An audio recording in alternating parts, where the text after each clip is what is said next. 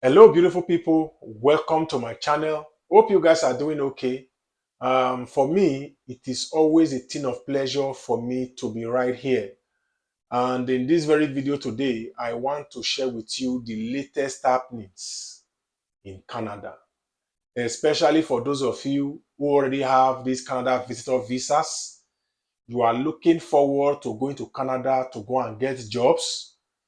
There are those who already went or are still there right there in Canada and are unable to still get jobs with these visas. While there are also these other sets that who have applied for the same visas and they are waiting IRCC response.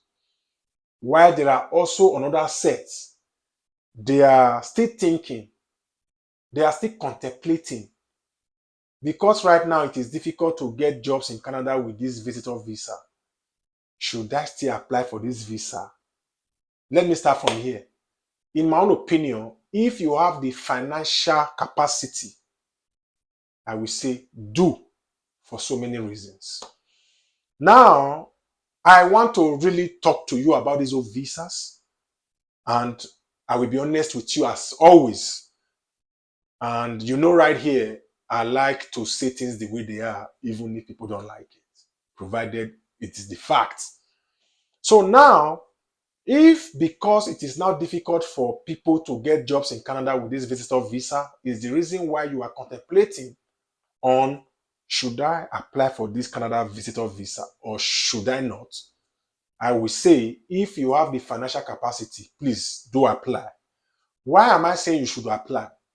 Don't forget that the 2026 World Cup is just less than 2 years away. I think it will be kickstarting in June 2026. That is about a year and 11 months from now. And we all know that this World Cup will be hosted by Canada, Mexico, and US. And by so doing, with your visitor visa that is still valid, if it's still valid as at that time, you can use that visitor visa to go to Canada and see some games. And having that Canada visa in your passport is an added advantage. We make it easy for you, or we make it easier for you to get a US tourist visa to come and watch the World Cup right here in the US. Because you already have a Canada visa in your passport, and if you have established that you want to come to the US and Canada to watch games, and they see that you have that Canada visa inside that your passport, and you have bought game tickets in Canada, probably you may or not must have bought game tickets in the US.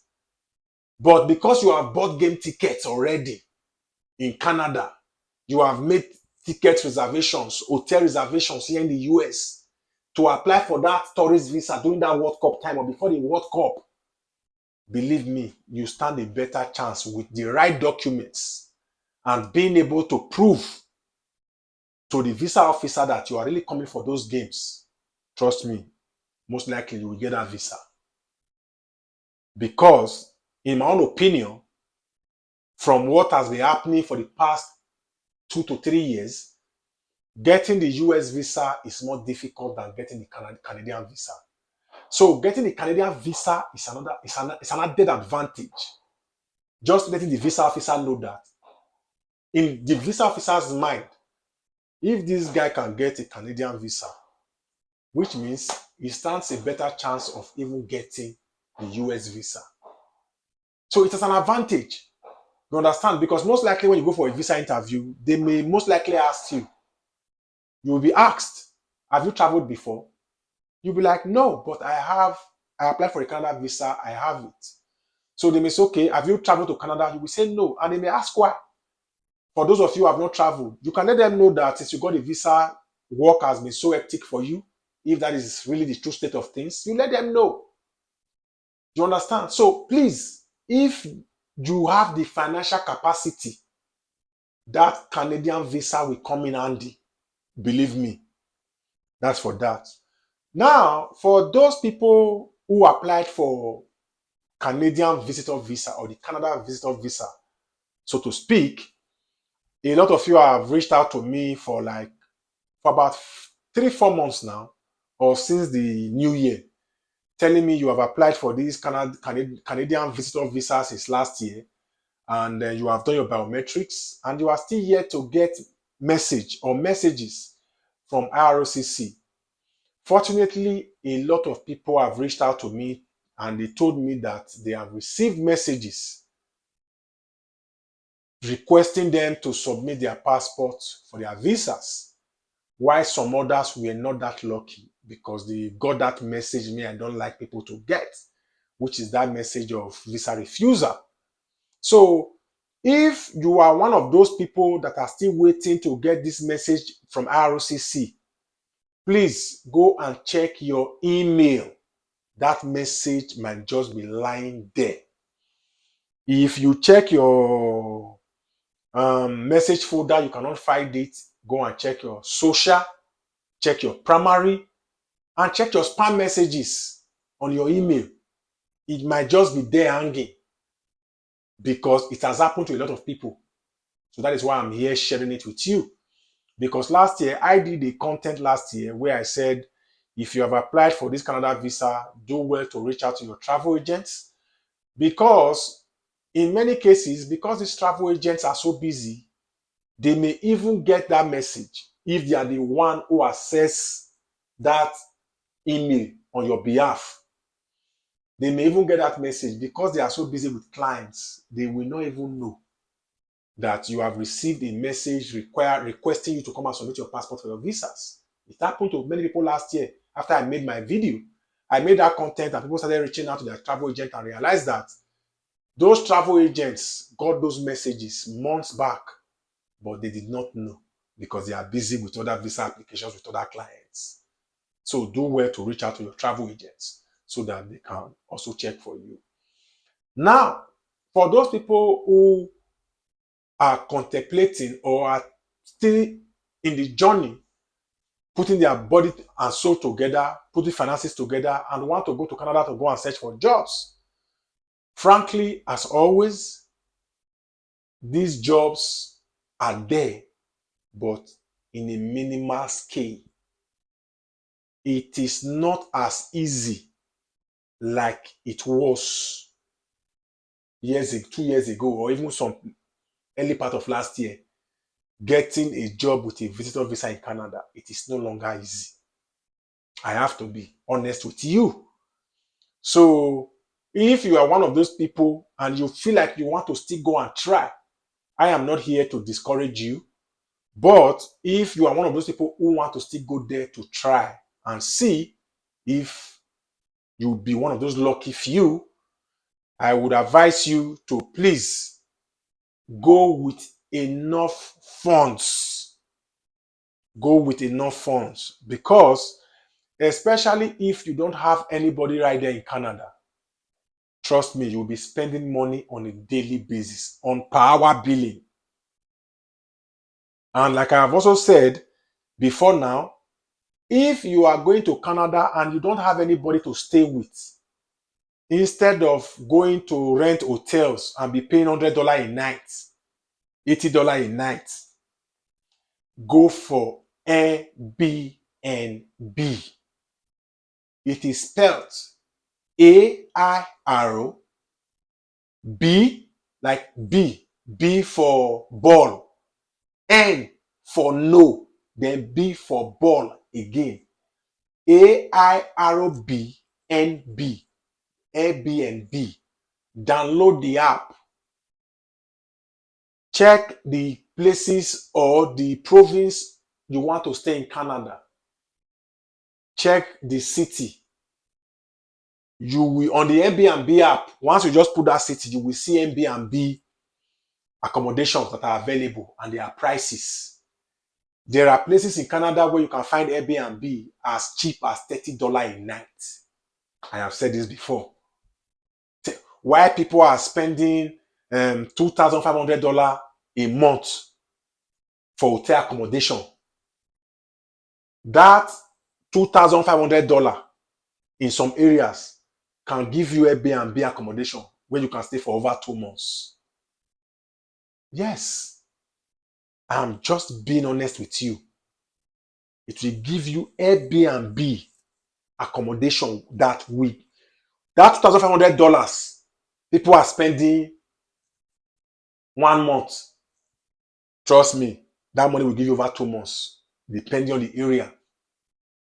Airbnb accommodation. Imagine you are paying $30 a night or $35 a night. Let's say $35 a night, which means a month you'll be paying 1,050 Canadian dollars. 1,000, right? You know that's the amount now. 1,050 Canadian dollars for 1 month. I'm even saying $35 a night. This Airbnb apartment, everything day. You get chair, bed day. You feel even get TV. You feel even get kitchen. Where you feel even sometimes cook for yourself. But for hotel, you cannot get that luxury of cooking for yourself. If you stay hotel, it's either you are eating in that hotel or you dey go buy food for outside. Now money be that. But Airbnb, you go just dey there, they plan, they strategize, they reach out to people. If you are one of those people who want to go and try in Canada, if you are going to church, or you are a Muslim, or you belong to any religion at all, and they have branches in Canada, try to reach out to your people in your religious groups in your countries. They can connect you with somebody who can help you there. Most of you will just be holding your visa, you'll be sitting there in one place. No. When you already have this visa, be networking. Be networking. Very, very important. Don't just take one place and be waiting for, how will I get a job? No, be networking. Just be reaching out to people. You can meet somebody, bros, I will get visa. Because one thing I realized that if you have visa, some people are willing to help you because they don't want that visa to expire. So they want to be among the people that will play a successful role in your life. So that when it's better for you, you can still remember them. So when you get that visa, people will be eager to even want to help you. Say, this guy get visa. Oh. Tomorrow, this guy can blow. Man, it will not cost me too much. Before you know, somebody will carry call. I get one of my guys. He dey here. I have given this orientation to people, and many of them are in Canada. People who they have never met are the ones who gave them accommodation. So, and also, for those of you that are going to Canada for studies, I have said this previously, many schools, they are collecting non-refundable tuition fees. Some $2,000. Convert 2,000 Canadian dollars in your local currencies. You know how much that is. So if you know you have this money to first of all deposit after admission, and it is not refundable, ask the school. Because for me, I don't think I can pay $2,000 non-refundable tuition fee. That money is just too big. In the Nigerian naira now, that money is over 2 million naira. I cannot pay that money that is not refundable. Esunu, laye, yasa. So that is how it is. So please do well to put yourself together. Don't give up. Reach out, network to people you know. You never can tell. Because if you go to Canada and get accommodation, it will help you to think properly. But imagine you are in Canada thinking of where next week money for rent is coming from. How you want to think? How you want to reason? But just imagine, say you settle down, accommodation, everything pure, you can afford it. Airbnb, you don't pay like 1 month, $1,050 for $35 a night. You don't pay, you day. Now you have 30 days to plan. If you go where say you get money, as that money expire, you pay another $1,050. Depending on how cheap the Airbnb be. Some are $40, some are $60. But me, I've checked the app in some province, I saw some $35. You understand? So some even dey $30. Pay. Now so no time. You understand? So no time. So that is the update here. So now so it be. I wish you all the best, guys. Don't give up. 2026 World Cup is around the corner. If you are thinking of should I apply for Canada visa or should I not apply? I'm here to encourage you. Peace.